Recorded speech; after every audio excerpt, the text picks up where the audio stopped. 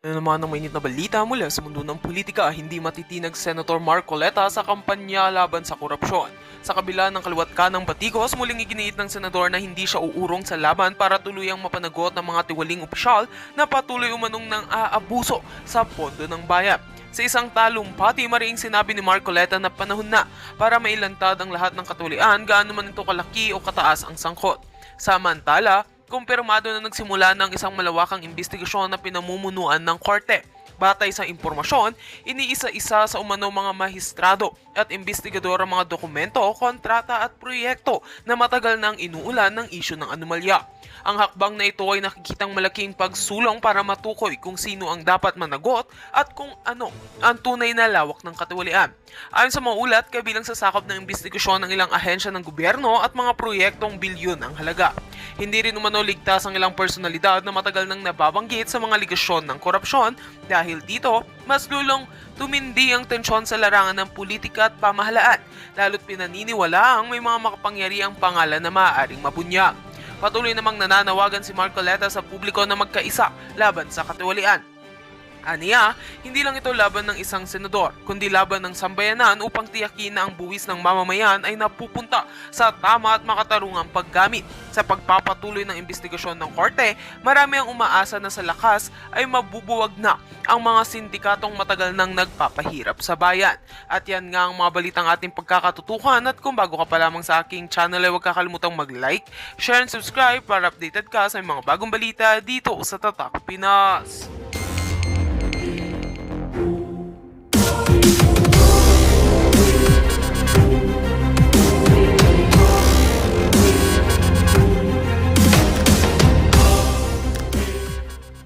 In fact, ang pinag-uusapan namin yung Blue Ribbon Chairmanship, kung ito'y gagalawin natin. Ang mga ulang pinag-uusapan doon na pinag-isipan, si Pia Cayetano, si Risa Ontiveros, o si Francis Pangilinan. Hindi ko konsunada. Yung direksyon ng investigasyon, yung hearing sa Blue Ribbon. Kung akong personal opinion ko lang to. Hindi ko gusto yung direksyon. SP, may binanggit po kayo, sinasabi niyo po na dissatisfied ang ilan sa mga members po ng Senado dahil hindi neutral po. Tama po ba yung narinig ko? Ano po exactly yung sinasabi nila? Paano pong hindi neutral? Hindi, gusto nila neutral. Siguro may feeling sila na hindi neutral. Kayo po, Diba? Oo. kayo po mismo, At yun nga daw mga kabayan, usapan nga po natin ha. Ito pong naging interview po ha, ni Tito Soto dito po kay Ted Paidon at DJ Chacha mga kabayan. Dito nga po nakapag-usapan yung pagpapalit po ng liderato at yung pagtanggal po kay Senator Marcoleta bilang chairman ng Senate Blue Ribbon Committee. Nabanggit po dito, mga kabayan, na ang pumalit nga daw po ay si Senator Ping Lacson. Dahil gusto daw po, Tito Soto, talagang dapat daw po investigador ang ilagay dyan sa Senate Blue Ribbon. Ito, pakinggan po natin, mga kabayan, mula po sa bibig ni Senator Tito Soto. si Lacson, chairman po ng Blue Ribbon Committee, si Senator Lacson na rin po ngayon. Tito Sen, ano pong dahilan kung bakit pinalitan niyo po yung chairman ng Senate Blue Ribbon Committee? Okay na, mga kabayan, malinaw ha. Ang pinalit po, si Senator Ping Lacson. Dito po kay Senator Marcoleta bilang nga pong chairman ng Senate Blue Ribbon Committee. Ito na po ang sagot ni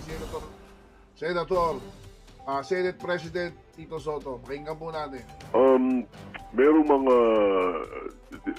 Merong mga dissatisfied sa aming mga kasama. Meron pong mga dissatisfied.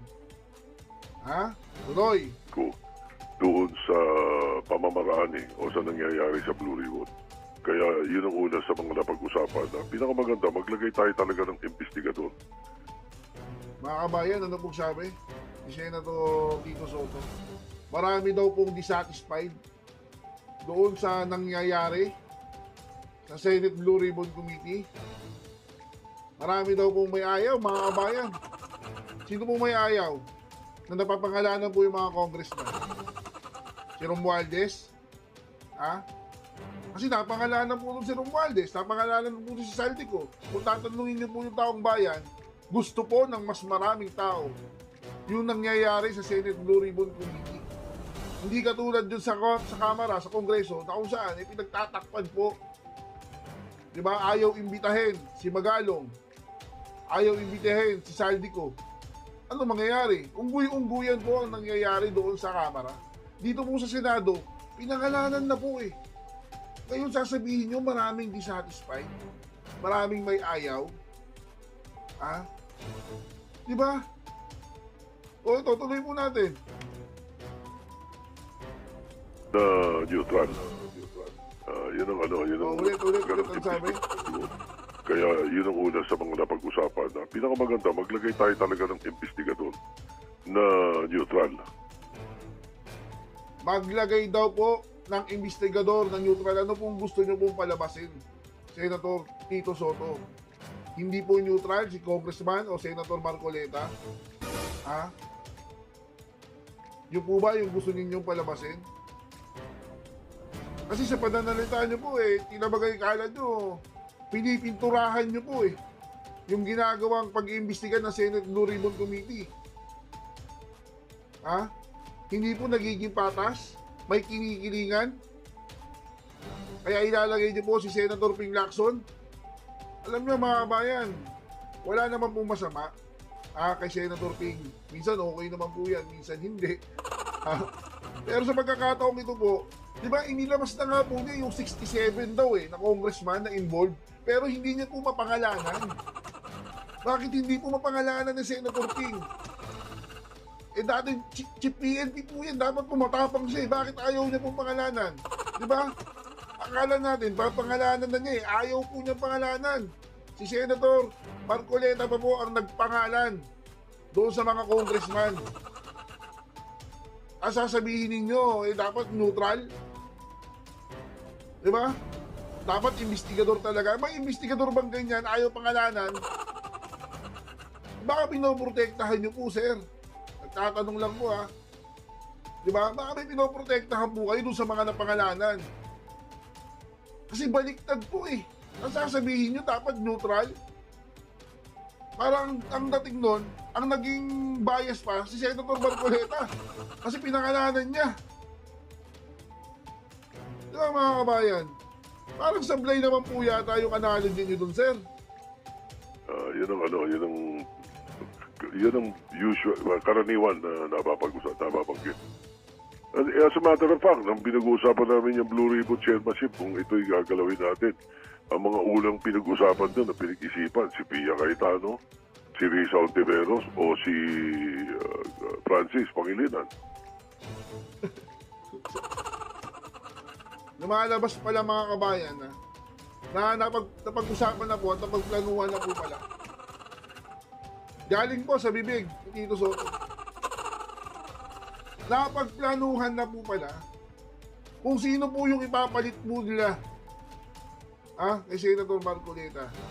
Dahil napangalanan po si Romualdez Napangalanan po si Saldico at marami pong mga congressman. Lumalabas bago pa po mag-hearing mga kabayan. Napag-usapan na netong mga to kung sinong ipapalit kay Senator Marcoleta. Napakatindi po, no? Nahuhuli po sa sariling bibig, mga kabayan. Di ba? Isa sa pinagpipilian, si Risa Ontiveros. Itadamay mo, si Pia Cayetano, okay lang, dahil dati naman pong Senate Blue Ribbon Chairman din si Madam Pia Pero ilalagay mo, Kiko Pangilinan. Kung saan ka na? Kiko Pangilinan talaga. Sir.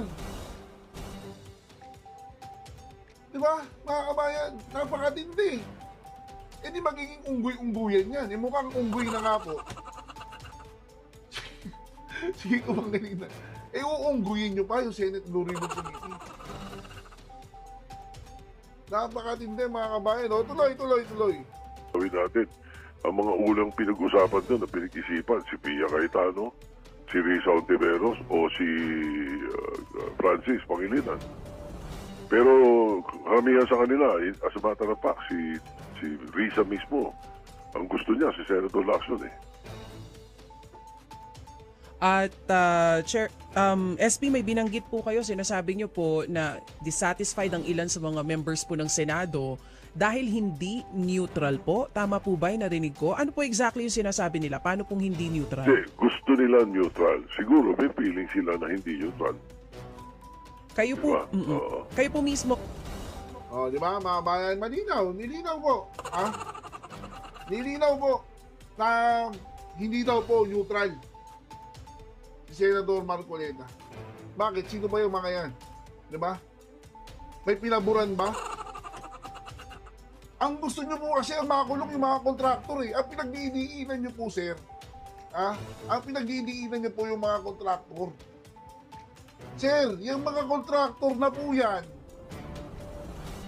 hindi po lalakas ang loob niyan kung walang backer at wala pong gabay ng mga pulupong na politiko. Tandaan niyo po yan, Senator Tito Soto. Lumalakas lang po ang loob ng mga kontraktor na yan, mga kontratista, dahil sa inyo rin po, mga politiko.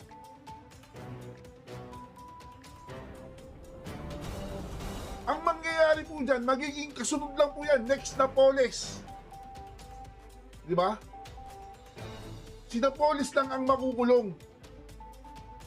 Si Napoles lang yung nakulong. Yung mga politiko, mga gahaman, na nagnakaw ng pera ng taong bayan, may nakulong po ba? Wala. Ganyan po ang gusto ninyong gawin. Sasabihin nyo, ay, napakulong na namin yung mga kontraktor, napakulong na namin itong mga, mga diskaya. Eh, yung mga politiko, maniwala po kayo sa hindi, walang makukulong na politiko. Ngayong ang nakaupo na dyan, si Ping Lacson, may napakulong na po ba yan? Wala po. Kahit po saludo tayo dyan, pagdating sa pork barrel, na hindi po siya kumukuha, at dahil nga po dyan, nasiwalat po si Napoles, ang matindi si Napoles lang po yung nakulong eh. Wala pong mga politiko. Hindi po nakulong yung mga kumuha ng pork barrel. Di ba? Ang mangyayari po dyan, sige, may makukulong na kontratista. Eh yung mga politiko, nandyan pa rin. Magpapalit at magpapalit tayo ng kontratista. Sa susunod, ganyan pa rin ang mangyayari. Pagkatapos ng Napoles, Diskaya. Sino ba sa susunod? Iba naman. Kasi nandyan pa rin yung mga politiko. Bakit ba takot na takot kayong magpangalan ng mga politiko, sir? At sasabihin nyo pa, hindi neutral si Senator Marcoleta. Ang lalakas ng mga loob ninyo, ang kakapal ng mga mukha ninyo. Di ba mga kabayan, napakatindi po. Itong interview na nakakainis. Siyempre, hindi babalita ng mainstream media yan. Mga kalokohan ng mga to. Tuloy. SP, nitong mga nagdaang naunang hearing, masasabi niyo po ba na hindi naging neutral yung naging investigasyon sa Senado? Ang tingin ko, ako masasabi ko, ang tingin ko, hindi dahil neutral o hindi neutral. Ang tingin ko yung direksyon ang nakikita kong medyo, hindi ko kursunada. Yung direksyon ng investigasyon, yung hearing sa Blue Ribbon. Kung ako, personal opinion ko lang to. Hindi ko gusto yung direksyon. Kasi kung dapat... Mga kabayan, hindi daw po gusto ni Tito Soto yung direksyon ng investigasyon ni Senator Marcoleta. Hindi niya gusto na tinutumbok po yung mga congressman. Hindi niya gusto na ang tinutumbok po si Romualdez, si Saldico, at yung mga congressman na magnanakaw. Ayaw po ni Tito Soto, hindi niya po gusto eh. Galing na po sa bibig niya eh. Ulitin po natin, mga kabayan, ulitin po natin. Hindi ko kursunada. Yung direksyon ng investigasyon, yung hearing sa Blue Ribbon. Kung akong personal opinion ko lang to. Hindi ko gusto yung direksyon. Kasi kung napanood ninyo yung hearing na umattend ako, ang direksyon na gusto ko, in aid of legislation. Kasi nga, tama yung sinasabi ng mga tao eh. Bakit kayo nag-iimbestiga sa sarili nyo? Di ba? Bakit daw yung House nag-iimbestiga sa sarili nila? Bakit ang Senate sarili nila iniimbestiga? Hindi mali eh. Kasi mali ang direksyon ng committee. At Mga kabayan, galing po sa bibig ni Tito Soto, mali ang direksyon ni Senator Marcoleta. Kayo na po ang magpasya, mga kabayan. Kayo na po ang magpasya. Kasi namamaos na po ako eh. Namamaos na po ako magpaliwanag.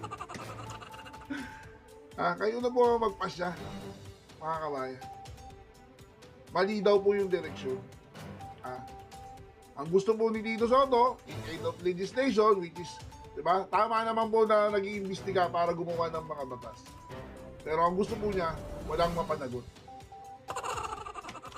Yun po yung gusto niyang tumbukin. In aid of legislation, mga kabayan, makagawa ng batas. Pero wala pong masampahan ng kaso. Huwag pong tamaan yung mga congressman. Saludo sa'yo. Ikaw na rin nagbukis sa sarili mo. Ang ganda na lang na mga kabayan, Kayo na po umusga. Medyo sumasakit po yung ulo ko sa mga narinig ko po kay Tito Soto sa awawang Pilipinas. Ano na lang po mangyayari sa atin? Kung gantong mga politiko po, yung mga inuupo po natin. Huwag nyo nga pong kalimutang mag-hit at like sa ating YouTube channel, mga kabayan. At hanggang sa muli, nanonood pa po ako ng balita para may mga maibalita po ako sa inyo. As a matter of fact, nang pinag-uusapan namin yung Blue Ribbon Chairmanship, kung ito'y gagalawin natin, ang mga unang pinag-usapan doon na pinag-isipan, si Pia Cayetano, si Risa Ontiveros, o si Francis Pangilinan. Hindi ko konsunada. Yung direksyon ng investigasyon, yung hearing sa Blue Ribbon, kung akong personal opinion ko lang to. Hindi ko gusto yung direksyon. SP, may binanggit po kayo, sinasabi nyo po na dissatisfied ang ilan sa mga members po ng Senado dahil hindi neutral po. Tama po ba yung narinig ko? Ano po exactly yung sinasabi nila? Paano pong hindi neutral? Hindi, gusto nila neutral. Siguro may feeling sila na hindi neutral. Kayo po, Diba? kayo po mismo. At yun nga no, mga kabayan, pag-usapan nga po natin, ito pong naging interview po, ni Tito Soto, dito po kay Ted Pailon at DJ Chacha, mga kabayan. Dito nga po, napag-usapan, yung pagpapalit po ng liderato at yung pagtanggal po kay Senator Marcoleta bilang chairman ng Senate Blue Ribbon Committee. Nabanggit po dito, mga kabayan, na pumalit nga daw po ay si Senator Ping Lacson. Dahil gusto daw po Tito Soto na talagang dapat daw po investigador ang ilagay dyan sa Senate Blue Ribbon. Ito, pakinggan po natin, mga kabayan, mula po sa bibig ni Senator Tito Soto. Si Lacson, chairman po ng Blue Ribbon Committee, si Senator Lacson na rin po ngayon. Tito Sen, ano pong dahilan kung bakit pinalitan nyo po yung chairman ng Senate Blue Ribbon Committee? Okay na, mga kabayan, malinaw Ang pinalit po, si Senator Ping Lacson. Dito po kay Senator Marcoleta bilang nga pong chairman ng Senate Blue Ribbon Committee. Ito na po ang sagot ni Senate President Tito Soto. Pakinggan po natin. Merong mga dissatisfied sa aming mga kasama. Meron pong mga dissatisfied. Tuloy. Doon sa pamamaraan o sa nangyayari sa Blue Ribbon. Kaya yun ang una sa mga napag-usapan na pinakamaganda, maglagay tayo talaga ng investigador. Mga kabayan, ano pong sabi ni Senator Tito Soto? Marami daw pong dissatisfied doon sa nangyayari sa Senate Blue Ribbon Committee. Marami daw pong may ayaw, mga kabayan. Sino pong may ayaw na napapangalanan po yung mga congressman? Si Romualdez? Kasi napangalanan po si Romualdez, napangalanan po si Saldico. Kung tatanungin niyo po yung taong bayan, gusto po ng mas maraming tao yung nangyayari sa Senate Blue Ribbon Committee. Hindi katulad dun sa Kamara, sa Kongreso, na kung saan pinagtatakpan po. Diba? Ayaw imbitahin si Magalong. Ayaw imbitahin si Saldico.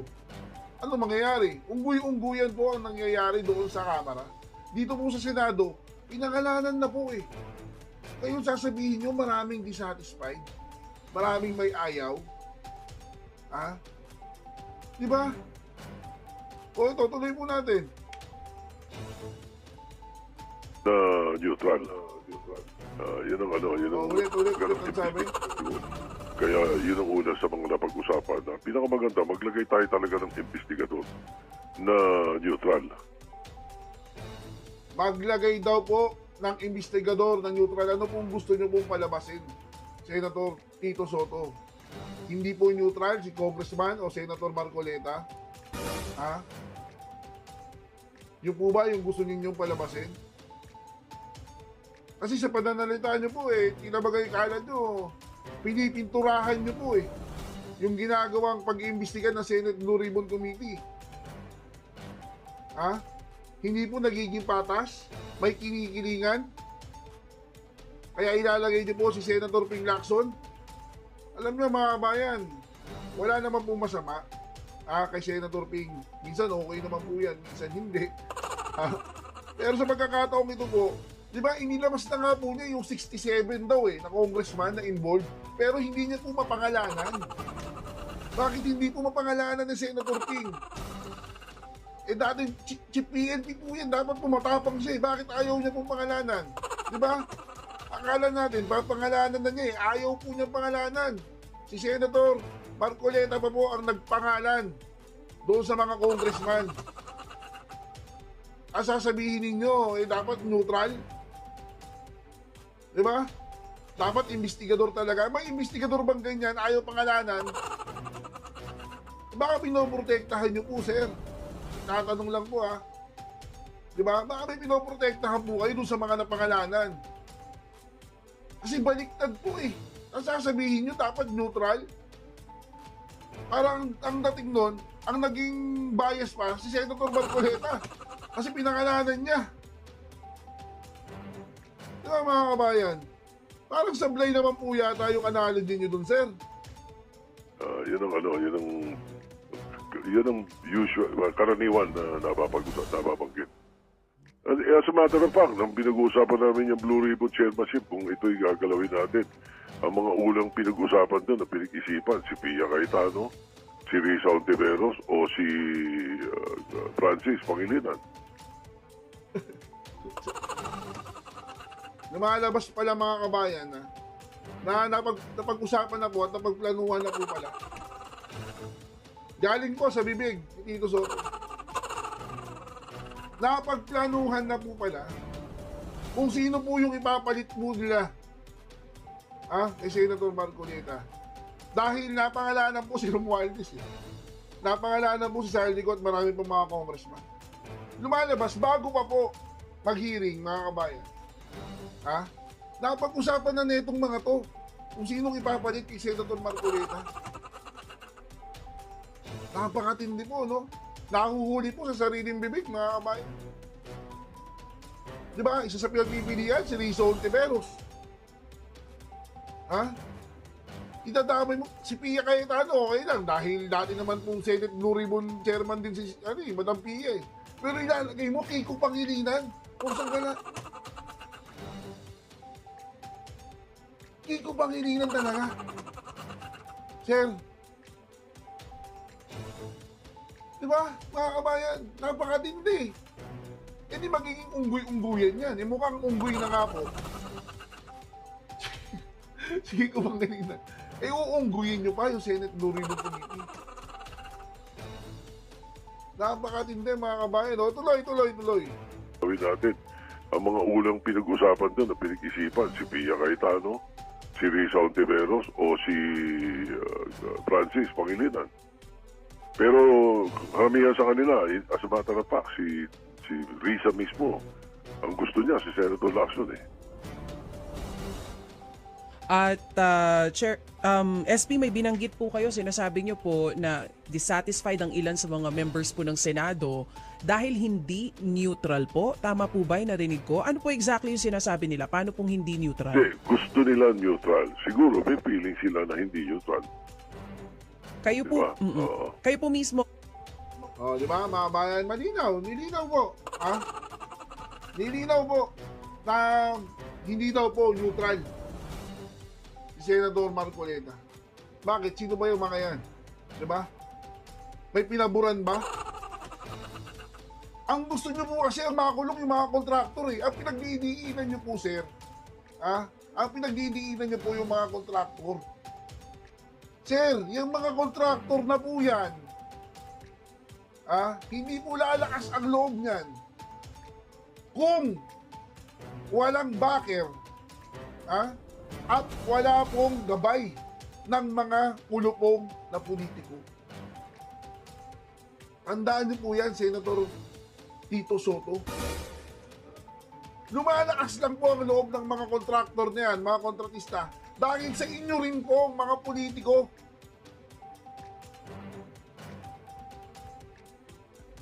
Ang mangyayari po dyan, magiging kasunod lang po yan, next na Napoles. Di ba? Si Napoles lang ang makukulong. Si Napoles lang yung nakulong. Yung mga politiko, mga gahaman, na nagnakaw ng pera ng taong bayan, may nakulong po ba? Wala. Ganyan po ang gusto ninyong gawin. Sasabihin nyo, ay, napakulong na namin yung mga kontraktor, napakulong na namin itong mga, mga diskaya. Ay, yung mga politiko,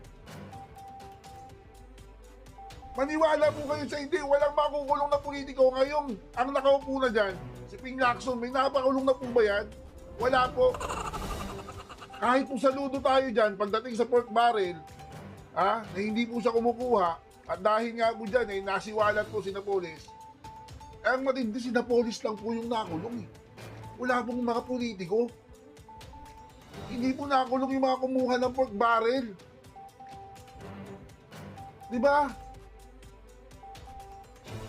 Ang mangyayari po dyan, sige, may makukulong na kontratista. Yung mga politiko, nandyan pa rin. Magpapalit at magpapalit tayo ng kontratista, sa susunod, ganyan pa rin ang mangyayari. Pagkatapos ng Napoles, Diskaya. Sino ba sa susunod? Iba naman. Kasi nandyan pa rin yung mga politiko.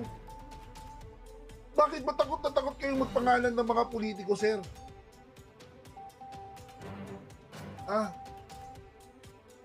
At sasabihin nyo ba, hindi neutral si Senator Marcoleta.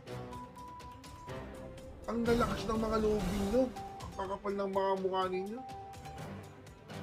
Di ba mga kabayan, napakatindi po. Itong interview na ito, nakakainis. Siyempre, hindi babalita ng mainstream media yan. Mga kalokohan ng mga to. Tuloy. SP, nitong mga nagdaang naunang hearing, masasabi niyo po ba na hindi naging neutral yung naging investigasyon sa Senado? Ang tingin ko, ako masasabi ko, ang tingin ko, hindi dahil neutral o hindi neutral. Ang tingin ko yung direksyon ang nakikita kong medyo, hindi ko konsunada. Yung direksyon ng investigasyon, yung hearing sa Blue Ribbon. Kung ako, personal opinion ko lang to. Hindi ko gusto yung direksyon. Kasi kung dapat... Mga kabayan, hindi daw po gusto ni Tito Soto yung direksyon ng investigasyon ni Senator Marcoleta. Hindi niya gusto na ang tinutumbok po yung mga congressman. Hindi niya gusto na ang tinutumbok po si Romualdez, si Saldico, at yung mga congressman na magnanakaw. Ayaw po ni Tito Soto, hindi niya po gusto Galing na po sa bibig niya Ulitin po natin, mga kabayan, ulitin po natin. Hindi ko konsunada. Yung direksyon ng investigasyon, yung hearing sa Blue Ribbon. Kung akong personal opinion ko lang to. Hindi ko gusto yung direksyon. Kasi kung napanood niyo yung hearing na umattend ako, ang direksyon na gusto ko, in aid of legislation. Kasi nga, tama yung sinasabi ng mga tao eh. Bakit kayo nag-iimbestiga sa sarili nyo? Di ba? Oh, bakit daw yung House nag-iimbestiga sa sarili nila? Bakit ang Senate sarili nila iniimbestiga eh? Hindi mali eh. Kasi mali ang direksyon ng committee. Mga kabayan, galing po sa bibig ni Tito Soto, mali ang direksyon ni Senator Marcoleta. Kayo na po ang magpasya, mga kabayan. Kayo na po ang magpasya. Kasi namamaos na po ako eh. Namamaos na po ako magpaliwanag. Kayo na po ang magpasya, mga kabayan. Mali daw po yung direksyon. Ang gusto po ni Tito Soto, in aid of legislation, which is, di ba, tama naman po na nag-iimbestiga para gumawa ng mga batas. Pero ang gusto po niya, walang mapanagot. Yun po yung gusto niyang tumbukin. In aid of legislation, mga kabayan, makagawa ng batas.